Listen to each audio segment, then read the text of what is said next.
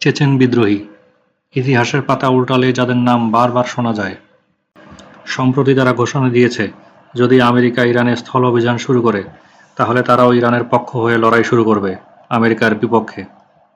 তাই আবারও একবার প্রশ্ন উঠে আসছে, কারা এই চেচেন বিদ্রোহী জনগোষ্ঠী? তারা কোথায় থাকে? কী তাদের পরিচয়?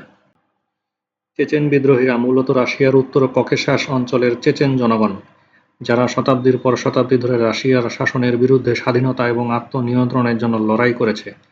তাদের ইতিহাসে সোভিয়েত যুগের বিদ্রোহ, নির্বাসন এবং ৯০-এর দশকের রক্তক্ষয়ী রুশ-চেচেন যুদ্ধ বিশেষভাবে উল্লেখযোগ্য। একটু পেছনে ফিরে তাকানো যাক। রাশিয়ার সম্প্রসারণবাদী নীতি ককেশাস অঞ্চলে প্রবেশ করলে চেচেনরা প্রথম প্রতিরোধ শুরু করে। অটোমান সাম্রাজ্য এবং পারস্যের সঙ্গে রাশিয়ার সংঘর্ষে চেচেনরা বারবার বিদ্রোহে অংশ নেয়। ১৯৪০ থেকে ৪৪ সালের বিদ্রোহ। দ্বিতীয় বিশ্বযুদ্ধ চলাকালে হাসান ইসরাইলভের নেতৃত্বে চেচেন ইঙ্গুশ বিদ্রোহ শুরু হয়। সোভিয়েতরা এটিকে কঠোরভাবে দমন করে এবং ১৯৪৪ সালে লাখো চেচেন এবং ইঙ্গুশকে মধ্য এশিয়ায় নির্বাসিত করে। সোভিয়েত পতনের পরের ঘটনা, অর্থাৎ ১৯৯০-এর দশকের ঘটনা। সোভিয়েত ইউনিয়ন ভেঙে গেলে চেচনিয়া স্বাধীনতার দাবি তোলে।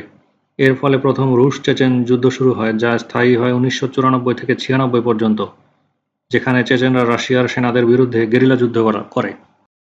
দ্বিতীয় রুশ-চেচেন যুদ্ধ, যার স্থায়িত্ব ১৯৯৯ থেকে ২০০৯ পর্যন্ত। রাশিয়া আবার আক্রমণ চালায়।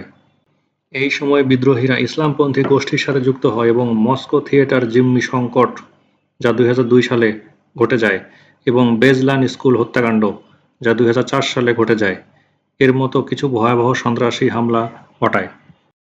মূল লক্ষ্য: চেচেন বিদ্রোহীদের মূল লক্ষ্য একটি স্বাধীন চেচেন রাষ্ট্র প্রতিষ্ঠা। তারা অধিকাংশই চেচেন সুন্নি মুসলিম। ধর্মীয় পরিচয় তাদের আন্দোলনে গুরুত্বপূর্ণ ভূমিকা রাখে। পাহাড়ি অঞ্চলে লুকিয়ে থেকে রাশিয়ার সেনাদের বিরুদ্ধে তারা আক্রমণ চালায়।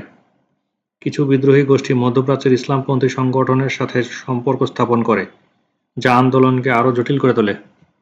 চেচেনদের আন্দোলন পরিচালিত হয়ে এসেছে তাদের বিদ্রোহী নেতাদের মাধ্যমে।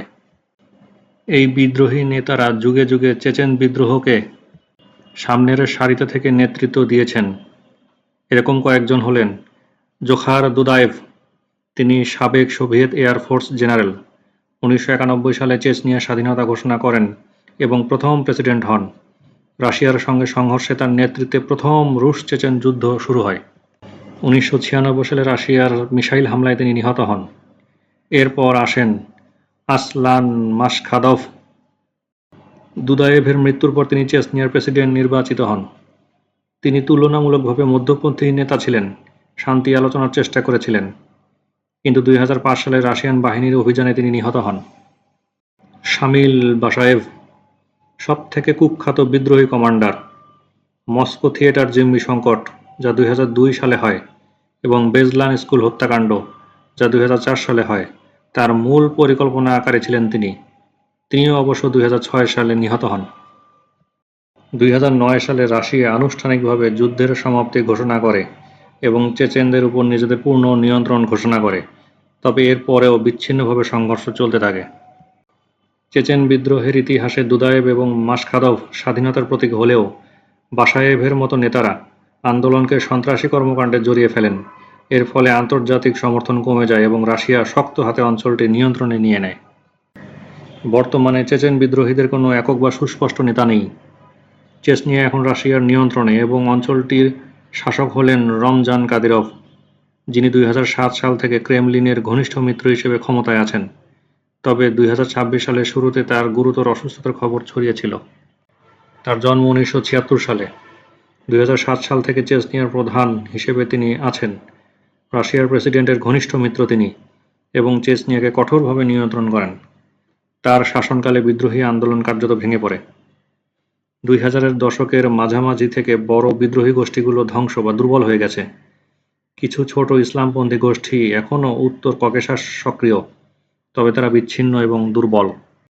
সম্প্রতি আমেরিকা সরাসরি স্থলযুদ্ধে ইরানের সাথে জড়িয়ে পড়ার ঘোষণা দিলে এই বিদ্রোহী গ্রুপটির একাংশ সরাসরি ইরানকে সমর্থন করে ইরানের পক্ষে লড়াই করার জন্য ঘোষণা দেয়। তবে বাস্তব অবস্থা কী হবে তা কেবল ভবিষ্যতই বলতে পারে, কারণ ইরান এবং আমেরিকার বিরোধের মধ্যে চেচেনদের মূলত সরাসরি কোনো স্বার্থ সংশ্লিষ্ট বিষয় নেই। প্রিয় দর্শক, আপনারা অবগত আছেন সাম্প্রতিক সময়ে বাংলাদেশে বেশ কিছু ছোট এবং মাঝারি আকারের ভূমিকম্প অনুভূত হচ্ছে।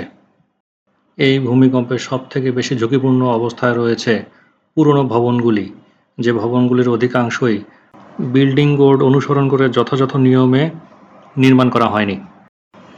এই পুরনো ভবনগুলির আর্থকোয়েক রিস্ক অ্যাসেসমেন্ট এবং আর্থকোয়েক পরবর্তী ড্যামেজ অ্যাসেসমেন্টের জন্য ডেসক্রিপশন বক্সে দেখানো নম্বরে যোগাযোগ করুন। প্রকৌশলী আহসান।